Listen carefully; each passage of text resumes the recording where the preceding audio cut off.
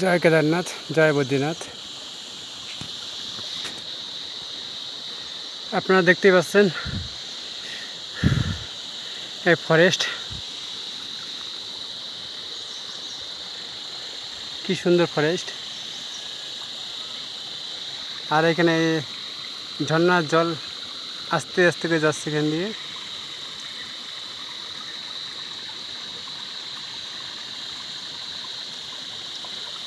পুরো রাস্তা ফাঁকা দেখতে পাচ্ছেন। এই উঁচা আছে, এই উঁচা চড়তে লাগবে তুংনাক পর্যন্ত। আমি আছি এখন ফরেস্টের মধ্যে। গোপেশ্বরের পরে এখানে একটা ফরেস্ট পড়ে, 12 থেকে 15 কিলোমিটার ফরেস্ট। এই ফরেস্টের মধ্যে আছি আমি। আর আমি এখন এখানটা একা। আমি 4টা মাত্রা করতেছি সাইকেল নিয়ে। জয় কেদারনাথ, জয় বদ্রীনাথ। দেখতে পাচ্ছেন